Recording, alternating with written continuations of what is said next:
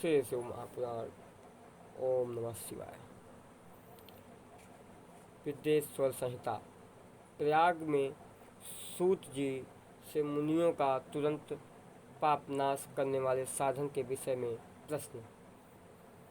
आदंत मंगले में जात समान भाव मार्य तमीसम जरामर मात्म देवम पंचानन प्रबल पंच विनोद शीलम संभावे मनसी शंकर मंबिकेशम, जो आदि और अंत में तथा मध्य में भी नित्य मंगलमय है, जिनकी समानता अथवा तुलना कभी भी नहीं है, जो आत्मा के स्वरूप को प्रकाशित करने वाले देवता परमात्मा हैं, जिनके 5 मुख हैं और जो खेल ही खेल में अनायास जगत की रचना, पालन और संहार तथा अनुग्रह एवं तिरोभाव स्वरूप 5 प्रबल कर्म करते रहते हैं, उन सर्वश्रेष्ठ अजर अमर ईश्वर अंबिकापति भगवान शंकर का मैं मन ही मन चिंतन करता हूँ।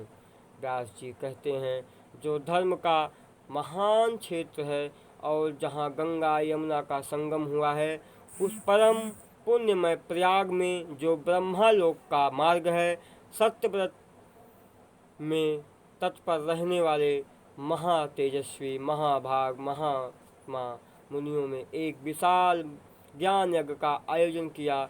उस ज्ञान यज्ञ का समाचार सुनकर पौराणिक शिरोमणि व्यास शिष्य महामुनि सूत जी वहाँ मुनियों का दर्शन करने के लिए आए। सूत जी को आते देख वे सब मुनि उस समय हर्ष से खिल उठे और अत्यंत प्रसन्न चित्त से उन्होंने उनका विधिवत स्वागत सत्कार किया। तत्पश्चात उन प्रसन्न महात्माओं ने उनकी विधिवत स्तुति करके नियम एवं विनय पूर्वक हाथ जोड़कर उनसे इस प्रकार कहा। सर्वज्ञ विद्वान रोमहर्षण जी, आपका बड़ा उपकार है, भाग्य बड़ा भारी है।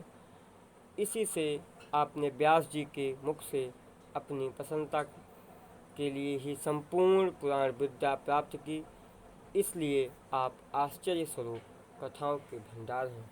ठीक उसी तरह जैसे रत्नाकर समुद्र बड़े बड़े सारभूत रत्नों का आगार है, तीनों लोकों में भूत वर्तमान और भविष्य तथा और भी जो कोई वस्तु है वह आपसे अज्ञात नहीं है। आप हमारे सौभाग्य से इस यज्ञ का दर्शन करने के लिए यहाँ पधार गए हैं और इसी ब्याज से हमारा कुछ कल्याण करने वाले हैं, क्योंकि आपका आगमन निरर्थक नहीं हो सकता। हमने पहले भी आपसे सुबह शुभ तत्व का पूरा वर्णन सुना है, किंतु उससे तृप्ति नहीं होती, हमें उसे सुनने की बारंबार इच्छा होती है। उत्तम बुद्धि वाले सूत जी, इस समय हमें एक ही बात सुननी है। यदि आपका अनुग्रह हो तो गोपनीय होने पर भी आप उस विषय का वर्णन करें।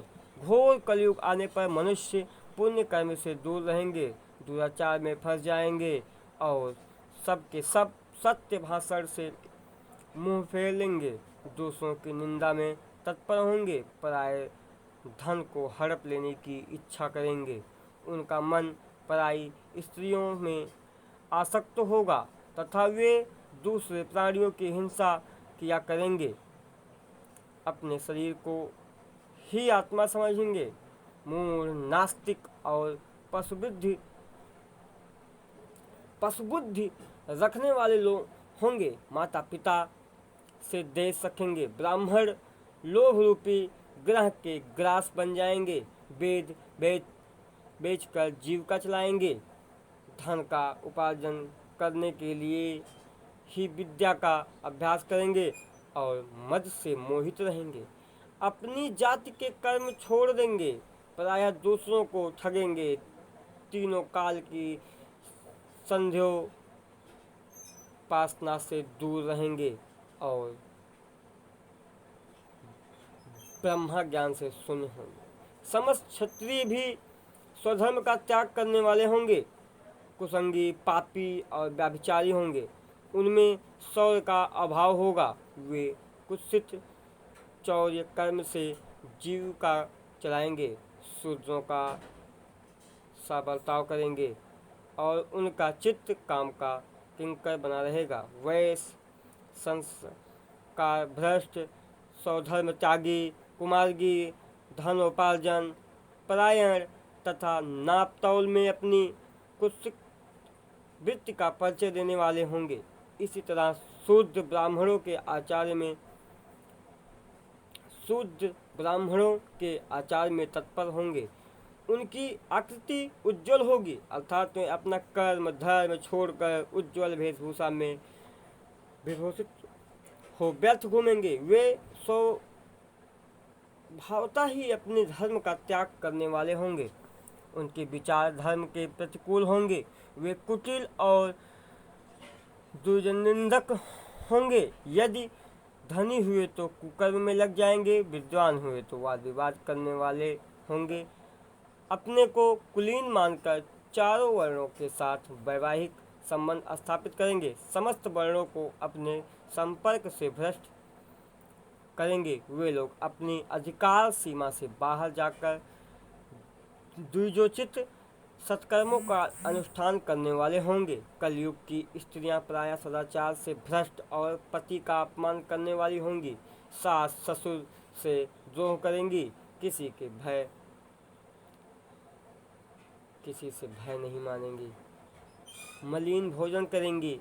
कुत्सित हाव भाव में तत्पर होंगी। उनका शील स्वभाव बहुत बुरा होगा और वे अपने पति की सेवा से सदा ही विमुख रहेंगी। सूत जी इस तरह जिनकी बुद्धि नष्ट हो गई है, जिन्होंने अपने धर्म का त्याग कर दिया है, ऐसे लोगों को इहलोक और परलोक में उत्तम गति कैसे प्राप्त होगी, इसी चिंता से हमारा मन सदा व्याकुल रहता है। परोपकार के समान दूसरा कोई धर्म नहीं है।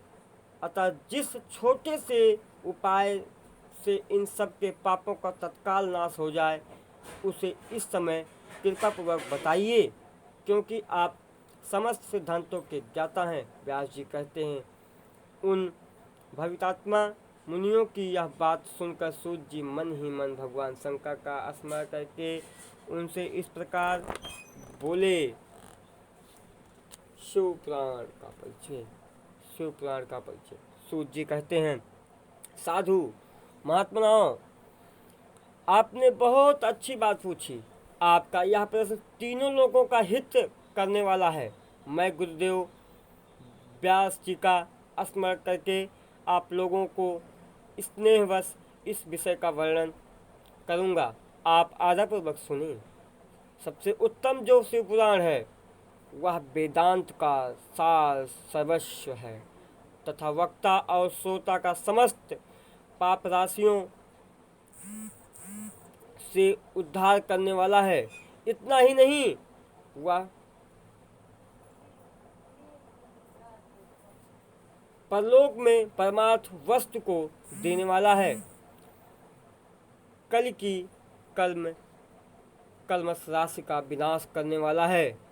उसमें भगवान शिव के उत्तम यश का वर्णन है।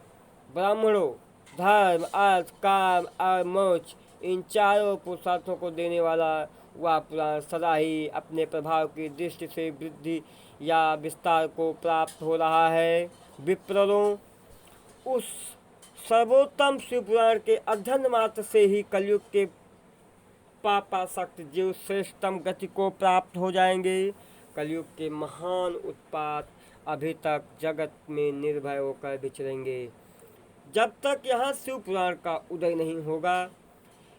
इसे वेद के तुल्य माना गया है। इस वेद कल्प पुराण का सबसे पहले भगवान शिव ने ही प्रयत्न किया था। विदेश्वर संहिता, रुद्र संहिता, विनायक संहिता, उमा संहिता, मातृ संहिता, एकादश रुद्र संहिता, कैलाश संहिता, सत्य रुद्र संहिता, कोटि रुद्र संहिता, सहस्त्र कोटि रुद्र संहिता, वायवीय संहिता तथा धर्म संहिता, इस प्रकार इस पुराण के 12 वेद या खंड हैं। ये 12 संहिताएं अत्यंत पुण्यमयी मानी गई हैं। ब्राह्मणों, अब मैं उनके श्लोक की संख्या बता रहा हूँ, आप लोग वह सब आदरपूर्वक सुने। विद्येश्वर संहिता में 10,000 श्लोक हैं। रुद्र संहिता, विनायक संहिता, उमा संहिता और मातु संहिता, इनमें से प्रत्येक में 8,000 श्लोक हैं। ब्राह्मणों, एकादश रुद्र संहिता में 13,000 श्लोक हैं। कैलाश संहिता में 6,000 श्लोक हैं। सत रुद्र संहिता में 3,000 श्लोक हैं। कोटि रुद्र संहिता में 9,000 श्लोक हैं। सहस्त्र कोटि रुद्र संहिता में 11,000 श्लोक हैं। वायवीय संहिता में 4,000 तथा धर्म संहिता में 12,000 श्लोक हैं। इस प्रकार मूल शिव पुराण की श्लोक संख्या 1,00,000 है, परंतु व्यास जी ने उसे 24,000 श्लोक में संक्षिप्त कर दिया है। पुराणों की क्रम संख्या के विचार से इस शिव पुराण का स्थान चौथा है। इसमें 7 संहिताएं हैं। पूर्ण काल में भगवान शिव ने श्लोक संख्या की दृष्टि से 100 करोड़ श्लोकों का एक ही पुराण ग्रंथ ग्रथित किया था। सृष्टि के आदि में निर्मित हुआ वह पुराण साहित्य अत्यंत विस्तृत था। फिर द्वापर आदि युगों में द्वैपायन, व्यास आदि महर्षियों ने जब पुराण का 18 भागों में विभाजन कर दिया, उस समय संपूर्ण पुराणों का संक्षिप्त स्वरूप केवल 4,00,000 श्लोकों का रह गया। उस समय उन्होंने शिव पुराण का 24,000 श्लोक में प्रतिपादन किया। यही इसके श्लोकों की संख्या है। वह वेद तुल्य पुराण 7 संहिता में बटा हुआ है। इसकी पहली संहिता का नाम विद्येश्वर संहिता है। दूसरी रुद्र संहिता समझनी चाहिए। तीसरी का नाम सत्यरुद्र संहिता, चौथी का नाम कोटि रुद्र संहिता, पांचवी का नाम उमा संहिता, छठवीं का नाम कैलाश संहिता और सातवीं का नाम वायवीय संहिता है। इस प्रकार ये 7 संहिताएं मानी गई हैं। इन 7